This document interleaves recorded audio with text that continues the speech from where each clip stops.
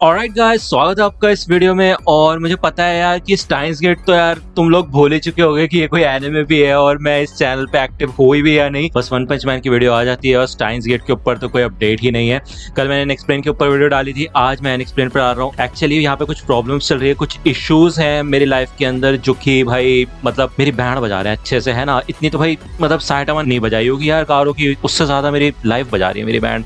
Anyway यार, मेरे को पता है तुम लोग मेरे चैनल पे काफी ज्यादा एक्टिव रहते हो और काफी पसंद करते हो मेरी वीडियोस को। और सबसे पहले मैं तुम सबको थैंक यू बोलना चाहता हूँ दिल से यार कि तुमने इतना वेट किया और अभी तक गालियां आनी शुरू नहीं हुई है कि भाई तू कहाँ गायब हो गया है। हाँ, मेरे को एक दो बंदों के मैसेज आए थे इंस्टाग्राम पे, गालियां नहीं, वो पूछ रहे थे मुझसे कि भाई सब कुछ ठीक तो है ना, आप वीडियोस क्यों नहीं डाल रहे। इवन टेलीग्राम ग्रुप पे भी पूछते हैं लोग मुझसे, ठीक है। तो मैं आपको बता दूं यार कि वो जो इश्यूज है वो तो चलते रहेंगे, बट मेरे को रियलाइज हुआ यार कि आपको मैं ऐसे वेट नहीं करा सकता। मुझे नहीं पता कि वो इश्यूज कब सॉल्व होंगे, तो यार मैं कब तक मैं ऐसे चलाता रहूंगा, है ना। और वीडियो डालना तो जरूरी है। मुझे पता है जो लोग एनिमे में इंटरेस्टेड हो गए थे स्टाइन्स गेट में वो देख चुके होंगे, बट स्टिल यार जो कुछ लोग होंगे जो मेरी एक्सप्लेनेशन का वेट कर रहे हैं या फिर आपको उसके बाद भी एक्सप्लेनेशन देखनी है समझने के लिए, तो आप अभी भी यार ये सीरीज कंटिन्यू कर सकते हैं। और मुझे पता है आप मुझे इस कमेंट में सेक्शन में यही बोलोगे कि यार भाई जल्दी वीडियो डाल दिया करो, और चलो कोई बात नहीं, अपनी प्रॉब्लम सॉल्व करो लेकिन जल्दी वीडियो डाला करो, हफ्ते में एक डाल दिया करो या फिर जल्द से जल्द डालने की कोशिश करो।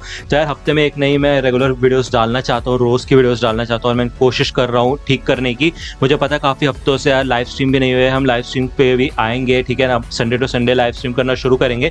इसके अलावा यार मैं शुक्रिया कहना चाहूंगा सावर या टोमर का, या फिर टोमार का, आई एम सॉरी यार मैंने आपका नाम अगर गलत लिया हो तो। इन्होंने यार हमारे चैनल की गोल्डन मेंबरशिप ली है 9 दिन पहले, और यार मैं चैनल पे एक्टिव ही नहीं हूँ तो मैं इनको प्रॉपरली थैंक यू नहीं कर पाया। तो यार अगर आप वीडियो देख रहे हैं तो थैंक यू सो मच हमारे चैनल की मेंबरशिप लेने के लिए। भले मेरे पास अभी कुछ खास नहीं है मेंबरशिप में देने के लिए, लेकिन हाँ मैंने देखा आपने कुछ कमेंट्स किए थे जिसमें आपने कहा था कि आप लाइव स्ट्रीम चाहते हैं, तो जरूर हम अभी 1-2 दिन में ही एक अर्जेंट लाइव स्ट्रीम सिर्फ आपके लिए करेंगे, ठीक है ना।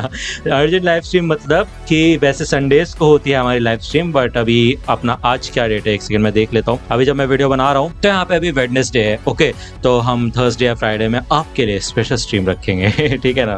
तो दोस्तों इस वीडियो की शुरुआत से पहले मैं आपको बताना चाहता हूँ रमी सर्कल के बारे में। रमी सर्कल वापस आ चुका है कमाल के ऑफर्स और रिवॉर्ड्स के साथ, लेकिन काफी कम समय के लिए। रमी सर्कल एक काफी सेफ और 100% लीगल गेमिंग ऐप है जिसमें आप अपने स्किल्स का इस्तेमाल करके रमी खेल सकते हैं और साथ ही साथ ढेरों इनाम भी जीत सकते हैं। रमी सर्कल एक सेफ और सिक्योर ऐप है जहाँ पे 1 करोड़ से भी ज्यादा एक्टिव यूजर्स है। अगर आप जानते हैं कि रमी कैसे खेला जाता है तो आप इसे खेल के यहाँ पे पैसे जीत सकते हैं, लेकिन अगर आपको नहीं पता है कि रमी कैसे खेलते हैं तो आप आसानी से इसको सीख सकते हैं वहाँ पे प्रैक्टिस गेम्स खेल के, और उसके बाद कैश गेम्स खेल के आप पैसे भी जीत सकते हैं। रमी सर्कल में आपको काफी सेफ मेथड मिल जाते हैं पैसे डिपॉजिट करने के लिए, जैसे कि पेटीएम, फोन पे, क्रेडिट और डेबिट कार्ड, और ये डिपॉजिट आप किसी भी समय कर सकते हैं। और मैं आपको बता दूं कि आपके पहले डिपॉजिट पे आप 2000 रुपए तक का वेलकम बोनस भी जीत सकते हैं। रमी सर्कल पे रमी खेलना काफी ज्यादा आसान है और ये आपके फोन में भी काफी आसानी से चल जाएगा, जैसे कि आप इस स्क्रीन पे देख सकते हैं। तो दोस्तों आप रमी सर्कल को डिस्क्रिप्शन में दी गई लिंक से डाउनलोड कर सकते हैं, और जब आप वहां पे रजिस्टर करेंगे तो आपके पहले डिपॉजिट पे आप 2000 रुपए तक का कैश रिवॉर्ड भी जीत सकते हैं। तो चलो फिर आप भी रमी खेलो और कैश जीतो। इस गेम में आपको पैसे का भी लॉस हो सकता है, तो इसलिए अपनी समझदारी और जिम्मेदारी से खेलें। और साथ ही साथ यार अभी हमारा 60K के अराउंड हो चुके, 65 के लोगों ने सब्सक्राइब किया, थैंक यू सो मच। और उसका यार Q&A करना है अभी मेरे को, तो इस वीडियो पे तो इतना ज्यादा स्टाइन्स गेट ज्यादा लोग सीरीज देख नहीं रहे। वो ओपीएम का जब नेक्स्ट चैप्टर आएगा तो उसमें मैं अनाउंस करूंगा Q&A।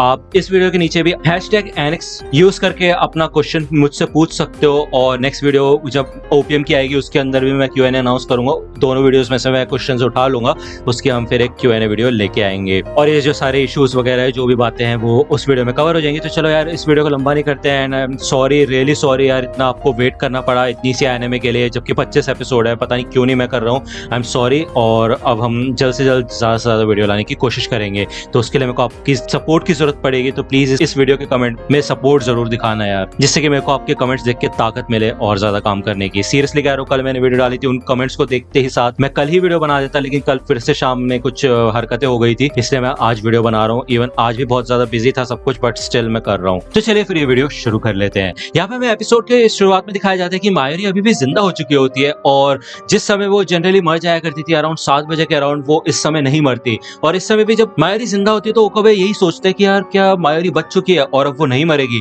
यहाँ पे सारे के सारे लैब मेंबर्स बैठे होते हैं, टारो, कुरिसु, मायोरी और ओकाबे यहाँ पे साइड में होता है। वो मन में यही सोच रहा होता है कि उसने जो अपने आप को ईमेल भेजा था जिसमें उसने अपने आप को मना किया था कि वो सुजुहा का पीछा ना करे, उससे वो 1% डाइवर्जेंस बैरियर के करीब आ चुका है। जैसे कि आपको याद होगा पिछले एपिसोड में, मैं थोड़ा रिकैप दे देता हूँ कि डाइवर्जेंस मीटर में 0.3 के अराउंड दिखा रहा था और जैसे ही उसने अपने आप को मना किया कि सुजुहा का पीछा नहीं करना है तो वो अराउंड 0.4 हो गया। ऐसे 0.5, 6, 7, 8, 9, 1 जब हो जाएगा तब यहाँ पे बेसिकली मायोरी बच जाएगी, ऐसा कहना है। ठीक है, तो बेसिकली आपने देखा होगा शुरुआत से लेके अभी तक ओकाबे ने बहुत सारे डीमेल्स भेजे हैं जिससे कि अलग अलग तरीके से वर्ल्ड लाइन चेंज हो गई है। लेकिन अब जब वो अपने डीमेल्स को उल्टा रहा है तो बेसिकली यहाँ पे चीजें ठीक हो सकती है मेरे ख्याल से। यहाँ पे ओकाबे यही सोचते हैं कि क्या उसने मायोरी की किस्मत बदल दी है। जब ये बैठ के यहाँ पे वो सोच ही रहा होता है तभी मायोरी कहते हैं, ओह नो मेरी वॉच खराब हो गई, तुम्हें पता नहीं मैंने इसका कितना ख्याल रखा था। और ये सुनते साथ भाई ओकाबे की रूह कांप जाती है क्योंकि यार वो ये लाइन इतनी बार सुन चुका है, हम लोग इतनी बार सुन चुके हैं लाइन कि हमें पता है अब आगे क्या होने वाला है। तभी यहाँ पे भाई दरवाजा खोल के राउंडर्स आ जाते हैं जो कि आते साथ भाई मायोरी के ऊपर गोली चला देते हैं। इसके बाद भाई ओकाबे जल्दी से टाइम लीप करके फिर से पास्ट में चला जाता है और वो इस बार कुरिसु के पास आता है और कुरिसु को सारी की सारी बातें बताता है। वो जब छत पे होते हैं तो वो सब कुछ डिस्कस करते हैं और कुरिसु समझ जाती है कि यहाँ पे यार ओकाबे की कितनी बुरी हालत हो रखी है, पता नहीं उसने कितनी बार टाइम लीप किया होगा और उसकी पूरी तरह से ऐसी तैसी हो गई होगी। तो यहाँ पे जब ओकाबे पूरा का पूरा कॉन्सेप्ट यहाँ पे कुरिसु को समझा देता है तो वो यही कहती है कि इसका मतलब ये है कि अभी हम अल्फा फील्ड में है और हमें बीटा वर्ल्ड लाइन में जाने के लिए जैसा सुजुहा ने कहा था वैसा करना पड़ेगा, यानी कि 1% डाइवर्जेंस के पास जाना पड़ेगा। उसके बाद ही शायद हम मायोरी को बचा सकते हैं और उसके लिए हमें IBM 5100 की जरूरत पड़ेगी जिससे कि हम सर्न में हैक कर सके। तो बेसिकली यार तुम समझने की कोशिश करो ये ऐसा हो क्यों रहा है, वो लोग ओकाबे के पीछे क्यों पड़े हैं और मायोरी हमेशा मर क्यों रही है। वो इसलिए है क्योंकि वो यार सर्न के मेंबर्स हैं और सर्न इधर एक ऑर्गेनाइजेशन है जो कि टाइम ट्रेवल एक्टिविटीज पे ध्यान रखती है। और जब उन्हें पता चला था कि भाई कोई उनके सिस्टम में हैक कर रहा है तो उन्होंने भाई ओकाबे की पूरी लैब की इन्फॉर्मेशन निकाल ली थी, जिस वजह से ओकाबे की जान यहाँ पे खतरे में आ गई, साथ ही साथ मायोरी की जान भी यहाँ पे खतरे में आ गई।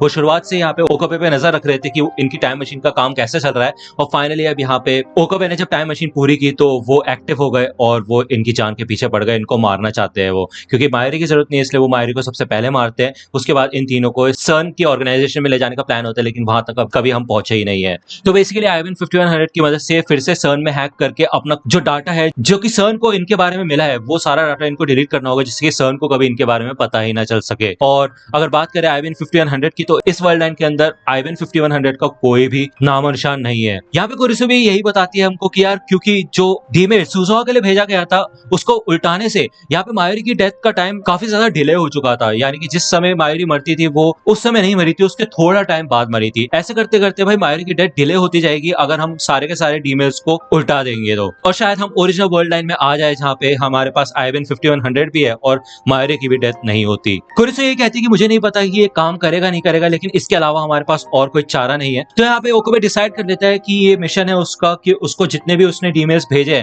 वो सारे के सारे उल्टाने होंगे। तो यार अभी आपको मुझे नहीं पता मेरी बातों से कितना समझ आ रहा है लेकिन जितने भी डीमेल्स इन्होंने सेंड किए उसकी वजह से ये पूरी दुनिया की वर्ल्ड लाइंस चेंज होती गई है। अब ये फिर से उनको नॉर्मल करने के लिए डीमेल्स भेजेंगे जैसे कि अभी पिछले एपिसोड में भेजा था ओकाबे ने। जब पिछली बार वर्ल्ड लाइन चेंज हुई थी तो ओकाबे ने खुद को सुजुहा का पीछा करने के लिए कहा था जिससे कि वो उनको छोड़ के न जाए, लेकिन जब वर्ल्ड लाइन बुरी तरह से चेंज हो गई थी तब उसने फिर से अपने आप को मना कर दिया था कि नहीं सुजुहा का पीछा नहीं करना, जिस वजह से वो चीजें नॉर्मल हो गई थी। ऐसे ही ये नॉर्मल करने की कोशिश करेंगे चीजें। अब क्योंकि सुजुहा का मैसेज पूरी तरह से रिकवर हो चुका है तो उसके बाद बारी आती है फेरिस की, क्योंकि उससे पहले यहाँ पे फेरिस ने डीमेल भेजा था। तो यहाँ पे ओकाबे फेरिस से कांटेक्ट करने की कोशिश करता है और डारू से ये बताता है कि वो यूपीएक्स बिल्डिंग में है जहाँ पे उसका एक राय नेट चैंपियनशिप मैच चल रहा है और वहां पे वो जस्ट अभी अभी जीती है। यहाँ पे ओकाबे उससे मिलने के लिए जाता है तो भाई फेरिस यहाँ पे काफी डरी होती है और वो भागते भागते आती है और ओकाबे का हाथ पकड़ के बिल्डिंग से बाहर ले जाती है। यहाँ पे हमें बताया जाता है कि कुछ राय नेटर्स के ग्रुप फेरिस का पीछा कर रहे होते हैं उससे बदला लेने के लिए, क्योंकि फेरिस ने उनको कंपटीशन में हरा दिया। जब यहाँ पे ओकाबे और फेरिस उन गुंडों से बच के भाग रहे होते हैं तो ओकाबे को रियलाइज होता है कि इस वर्ल्ड वाली फेरिस को डीमेल्स के बारे में कुछ भी नहीं पता है। यहाँ पे जब ये थोड़ी चैन की सांस लेते हैं तो ओकाबे फेरिस से ही कहते हैं कि तुमने कभी सोचा है कि अगर ये शहर कभी मोए कल्चर में होता तो, यानी कि सारी जगह एनिमे का होता है और तुम्हारा खुद का एक कैफे होता तो, क्योंकि पिछली वर्ल्ड लाइन में तुम्हारा एक कैफे हुआ करता था, शायद तुम्हें याद नहीं। तो फेरिस यहाँ पे थोड़ा शॉक हो जाती है और वो ये कहती है कि ये तो मेरा ड्रीम था और मैंने अपने डैड को भी नहीं बताया, तुम्हें कैसे पता कि मैं अपना कैफे खोलना चाहती थी और उसका नाम कैसे पता चला कि मैं उसका नाम मे क्विन रखना चाहती थी। तो ओकाबे यही कहता है कि तुम्हें समझने की जरूरत है कि तुम्हारा पहले कैफे हुआ करता था, लेकिन कुछ ऐसा हुआ जिसके बाद ये सारी चीजें चेंज हो गई। तो यहाँ पे यार ऑब्वियसली ओकाबे को वर्ल्ड लाइन्स के थ्रू याद रहता है, लेकिन फेरिस के लिए सब कुछ नया है। यहाँ पे उसको यकीन दिलाने के लिए ओकाबे फेरिस को उसी जगह लेके जाता है जहाँ पे उसका कैफे हुआ करता था। वो जब अंदर जाती है तो धीरे धीरे करके भाई उसको पिछली वर्ल्ड लाइन की चीजें याद आने लग जाती है। फेरिस को सब कुछ याद आ जाता है कि उसका पहले कैसे मेड कैफे हुआ करता था और ये पूरा शहर कैसे दिखता था। अब बेसिकली यहाँ पे खुशकिस्मती से फेरिस के दिमाग में दोनों वर्ल्ड लाइन की मेमोरीज आ चुकी है। फेरिस यही कहती है कि रुको, मुझे कुछ समझ नहीं आ रहा, मतलब ये जिंदगी भी सच है, लेकिन वो जो मेमोरीज मेरे को अभी जस्ट दिखाई दी है वो भी बिल्कुल सच दिख रही है। वो मेरे साथ कभी हुआ नहीं है, लेकिन वो बहुत ज्यादा असली लग रही है। तो ओकाबे कह रहा है कि वो असली ही है, तुम्हें यकीन नहीं हो रहा क्योंकि वो दूसरी वर्ल्ड लाइन की है। तो ओकाबे यही कहता है कि हमें उसको उल्टाना होगा, तुमने एक मैसेज भेजा था, हमें उसका रिवर्स मैसेज भेजना होगा। तो फेरिस कहती है नहीं, मैं नहीं भेज सकती। तो ओकाबे कहता है प्लीज, इसकी बहुत ज्यादा जरूरत है, ये जिंदगी और मौत का सवाल है। तो फेरिस जब यहाँ पे पूछती है कि किसकी जिंदगी और मौत का सवाल है, तो जब ओकाबे बताता है उसे कि यार मायोरी की जिंदगी का सवाल है, तो फेरिस थोड़ा इमोशनल हो जाती है और उसको यहाँ पे याद आ जाता है कि उसने ईमेल में क्या सेंड किया था। लेकिन वो ओकाबे को बताने से मना कर देती है। वो बस यही बताती है कि वो जो ईमेल उसने सेंड किया था उससे उसके पिता की डेथ नहीं हुई थी। यानी कि यार पिछली वर्ल्ड लाइन में फेरिस के पिता नहीं हुआ करते थे, उनकी डेथ हो चुकी थी, लेकिन फेरिस ने कुछ ऐसा ईमेल भेजा था जिससे कि उसके पिता की डेथ नहीं हुई और वो जिंदा ही रहे, क्योंकि यार वो अपने पिता के साथ भी टाइम स्पेंड करना चाहती है यार, मतलब अगर वो चेंज करना चाहती है तो क्यों ना करे, है ना। इसके बाद यहाँ पे भाई फिर से वो रायनेटर्स आ जाते हैं और ओकाबे को पकड़ के उसको पीटना शुरू कर देते हैं। जब यहाँ पे वो फेरिस को पकड़ के ले जाने वाले होते हैं तभी भाई फेरिस के पिता और उनका बटलर आ जाता है और ये लोग सही सलामत फेरिस के अपार्टमेंट में आ जाते हैं। यहाँ पे ओकाबे की पट्टी वट्टी की जाती है और उसको यहाँ पे पता चल जाता है कि सुजुहा ने फेरिस के पिता को IBM 5100 दिया था इस वाली वर्ल्ड लाइन में, लेकिन बचपन में फेरिस एक और बार किडनैप हुई थी। उस समय उन्होंने फिरौती की कोई रकम नहीं मांगी थी, बल्कि बदले में IBM 5100 मांग लिया था, जिस वजह से उनके पास अब वो कंप्यूटर नहीं है। यहाँ पे मैं बात का सीन दिखाया जाता है जब ओकाबे और फेरिस अकेले में बात करते हैं और फेरिस को यहाँ पे काफी अच्छा लगता है कि ओकाबे ने उसकी जान बचाई और वो एक तरीके से उसका प्रिंस है। वो उसको हक वगैरह करती है और वो समझ जाती है कि यार मतलब ये करना जरूरी है, मायोरी की जान को वो खतरे में नहीं डाल सकती अपने फायदे के लिए। वो बताती है कि 10 साल पहले मेरा बर्थडे जब था तो मेरे डैड ने वहां पे आने से मना कर दिया था क्योंकि उनकी कोई बिजनेस मीटिंग थी और वो मेरे बर्थडे पे नहीं आ पाए थे, इसलिए मैंने ईमेल में ये लिखा कि मेरा किडनैप हो चुका है, जिससे कि वो अपनी मीटिंग कैंसिल करके मेरे पास आ गए थे और जिंदा बच गए थे, क्योंकि अगर वो बिजनेस ट्रिप पे जाते तो प्लेन क्रैश में उनकी मौत हो जाती। तो मेरे किडनैपिंग वाले मैसेज को देख के वो जब बिजनेस ट्रिप पे नहीं गए तभी उनकी जान बची। यहाँ पे फेरिस में काफी हिम्मत होती है और वो भाई रोते रोते मान जाती है कि ठीक है, वो अपने ईमेल को उल्टाने के लिए तैयार है। उसने अपने पिता के साथ जो भी अभी पल बिताया है, पूरा बचपन बिताया है, वो उसको याद रहेगा तो बहुत अच्छी बात है, उसके साथ ही वो जिंदा रह लेगी। तो यहाँ पे फाइनली भाई फेरिस अपना ईमेल का रिवर्स वर्जन भेज देती है और जिसमें लिखा होता है कि सॉरी डैड, मैं आपसे मजाक कर रही थी, मेरा कोई किडनैप नहीं हुआ है, आप अपनी बिजनेस ट्रिप पे जाइए।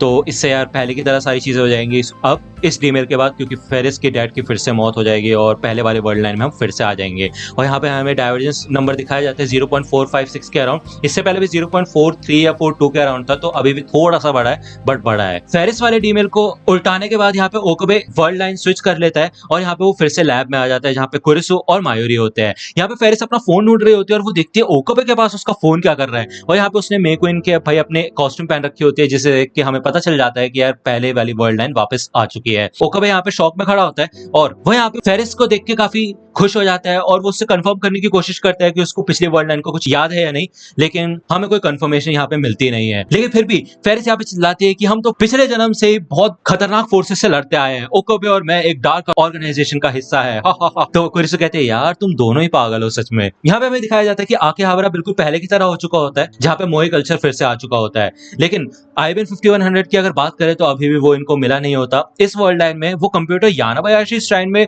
डोनेट किया गया था, लेकिन अब वो वहां पे नहीं है। यहाँ पे जब वो आकेहाबरा की स्ट्रीट पे घूम रहा होता है तो कभी यही सोचता है कि अब वो IBM 5100 होगा कहाँ पे। तो दोस्तों आज की वीडियो के लिए सिर्फ इतना ही। आई होप कि आपको ये वीडियो पसंद आई होगी। अगर आपको ये वीडियो पसंद आई हो तो प्लीज लाइक कीजिए, अपने दोस्तों के साथ शेयर कीजिए और मेरे चैनल को सब्सक्राइब करना मत भूलेगा। और अगर आप मुझे कांटेक्ट करना चाहते हैं तो आप मुझे इंस्टाग्राम पे कांटेक्ट कर सकते हैं, मेरे पेज की लिंक आपको डिस्क्रिप्शन में मिल जाएगी। मिलता हूँ आपसे अगले वीडियो में, तब तक के लिए गुड बाय।